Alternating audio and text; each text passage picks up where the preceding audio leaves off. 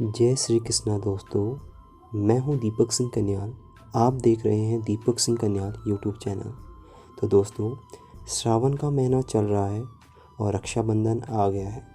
रक्षाबंधन एक हिंदू और जैन त्यौहार है। वैसे देखा जाए तो रक्षाबंधन किसी धर्म विशेष से जोड़ा नहीं जाता, क्योंकि यह त्यौहार भाई बहन के प्यार का त्यौहार है और इसलिए इसे सभी धर्मों के लोग संपूर्ण भारत में पूरे जोश, उत्साह और प्रेम के साथ मनाते हैं।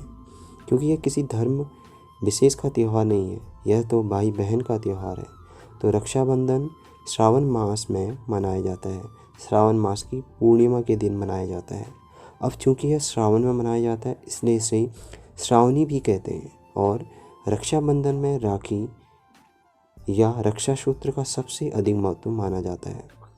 तो आज हम इस वीडियो में आपको रक्षाबंधन कैसे शुरू होता है, रक्षाबंधन की पौराणिक कहानी क्या है, यही जानकारी शेयर करने जा रहे हैं। इसके अलावा रक्षाबंधन कैसे मनाया जाता है, यह जानकारी भी आपसे संक्षेप में शेयर करेंगे। पूरा वीडियो अंत तक देखिए। तो आइए शुरू करते हैं। शुरुआत करते हैं सबसे प्राचीन और पौराणिक कहानी से। बहुत समय की बात है। देवताओं और असुरों के बीच में भयंकर युद्ध चल रहा था। बराबर की टक्कर भी, ना देवता पीछे हटे ना असुर पीछे हटे। तो यह युद्ध बराबर 12 वर्ष तक चलता रहा, लेकिन इसका कोई निर्णय नहीं निकल पा रहा था।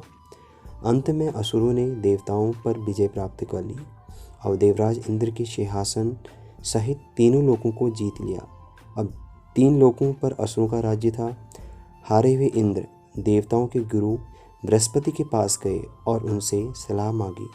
अब तो हार चुके हैं। अब बृहस्पति ने उन्हें मंत्र उच्चारण के साथ रक्षा विधान के लिए कहा।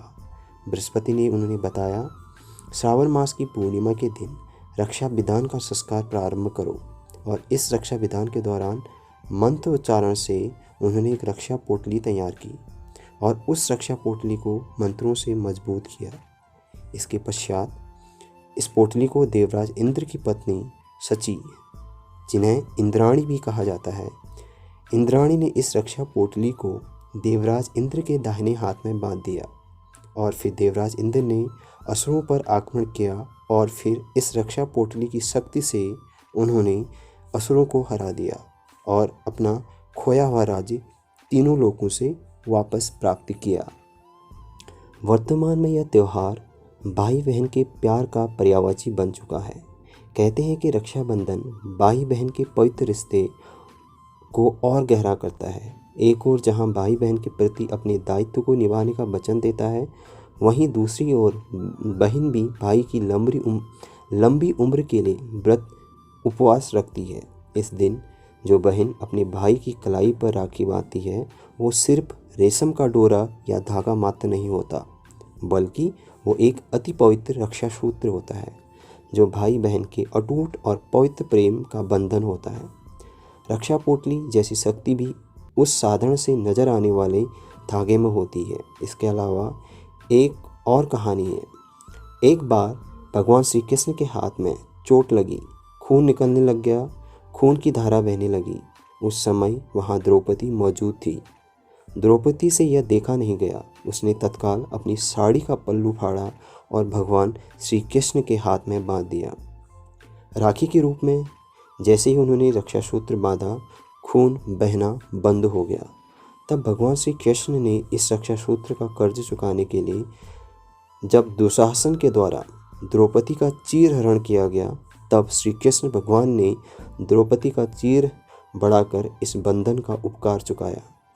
तब वहीं से रक्षाबंधन या रक्षा सूत्र बांधने की प्रथा चल निकली, यानी कि रक्षाबंधन का त्यौहार बना। इसके अलावा एक और कहानी है। एक बार राजा बलि रसातल में चला गया और तब बलि को महसूस हुआ कि भगवान को तो मेरे पास होना चाहिए। और तब बलि ने हजारों वर्षों तक भगवान की तपस्या की, भगवान विष्णु की तपस्या की। जब भगवान प्रसन्न हुए, तब उन्होंने भगवान से दिन रात अपने सामने अपने महल में रहने का वचन ले लिया। अब भगवान वचनों में बंध गए, तथास्तु बोलना पड़ा। भगवान घर लौटे नहीं, वहाँ माता लक्ष्मी परेशान कि भगवान तो वरदान देने गए पर लौटे नहीं आए। आखिर बात क्या है? नारद जी से पता किया कि नारद जी बोले, भगवान ने आशीर्वाद दे दिया, वरदान दे दिया, वो तो वहीं रहेंगे। बोले कि वहाँ बलि के वहाँ। तो भगवान के घर न लौटने से माता लक्ष्मी परेशान हो गई। तब नारद जी ने उन्हें एक उपाय बताया। नारद जी ने कहा कि आप राजा बलि के पास जाओ, पूर्णिमा के दिन, श्रावण मास की पूर्णिमा के दिन रक्षा सूत्र बांधकर उसे अपना भाई बना लो। माता लक्ष्मी ने वैसा ही किया और अपने पति भगवान विष्णु को बलि के यहाँ से लेकर अपने साथ आई और उस दिन श्रावण मास की पूर्णिमा की तिथि भी थी।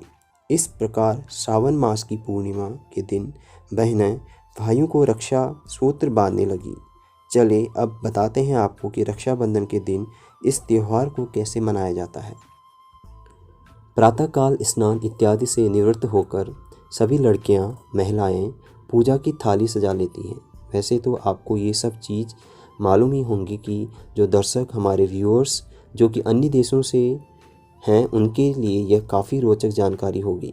सभी लड़कियां और महिलाएं प्रातःकाल पूजा की थाली सजा लेती हैं और थाली में तरह तरह की रंग बिरंगी राखियों को रख देती हैं। हल्दी, दीपक, रोली, चावल, मिठाई आदि चीज़ें थाली में रखी जाती हैं। सभी लड़के और पुरुष नए कपड़े, नए वस्त्र पहनकर तैयार होते हैं और फिर टीका करवाने के लिए पूजा स्थल पर बैठते हैं। सबसे पहले देवता की पूजा की जाती है जो कि उनके घर के देवी देवताएं होते हैं। उन्हें राखी बांधी जाती है। इसके अलावा रोली और हल्दी से भाई का टीका किया जाता है। बहनें पूर्ण प्यार प्रेम भाव से भाइयों को टीका लगाती हैं। हल्दी या रोली से टीका लगाया जाता है और फिर चावल लगाया जाता है। फिर बहनें अपने भाई की आरती उतारती हैं। दाहिनी हाथ की कलाई पर राखी बांधी जाती है। राखी भाई की पसंद से बांधी जाती है, ऐसा कुछ नहीं है, यह बच्चों के लिए है। भाई अपनी सामर्थ्य के हिसाब से अपनी बहनों को उपहार या धन देते हैं और इस प्रकार रक्षाबंधन के अनुष्ठान को पूरा करने के पश्चात भाई बहनें साथ बैठकर भोजन ग्रहण करती हैं। प्रत्येक पर्व की तरह इस पर्व में भी विशेष पकवान बनाए जाते हैं। आमतौर पर दोपहर का भोजन काफ़ी महत्वपूर्ण होता है क्योंकि रक्षाबंधन दोपहर में ही मनाया जाता है। तो इस तरह रक्षाबंधन का अनुष्ठान पूरा किया जाता है। रक्षाबंधन का अनुष्ठान पूरा होने तक बहनों के द्वारा व्रत रखने की भी प्राचीन परंपरा है। तो इस तरह से रक्षाबंधन मनाया जाता है। हो सकता है कि भारत के अलग अलग राज्यों या प्रांतों में रक्षाबंधन को मनाने का तरीका अलग हो, लेकिन ज़्यादातर स्थानों पर रक्षाबंधन को इसी तरह से मनाया जाता है। आपके शहर और आपके राज्य में रक्षाबंधन किस तरह मनाते हैं, हमें आप कमेंट बॉक्स में कमेंट करके अपने विचार ज़रूर शेयर कीजिए, अपने अनुभव ज़रूर शेयर कीजिए कि आप रक्षाबंधन कैसे मनाते हैं। जो भाई बहन अलग अलग जगह पर रहते हैं, यानी कि जिन बहनों की शादी हो जाती है और किसी कारणवश से भाई को राखी बांधने नहीं जा पाती हैं, तो वो राखी से पहले लिफाफे में राखी डालकर अपने भाइयों को राखी भेज देती हैं। तो इस तरह राखी का त्यौहार मनाया जाता है। दोस्तों, अगर आपको मेरा यह वीडियो पसंद आया हो तो ज़रूर लाइक करें, शेयर करें और कमेंट ज़रूर करें। धन्यवाद।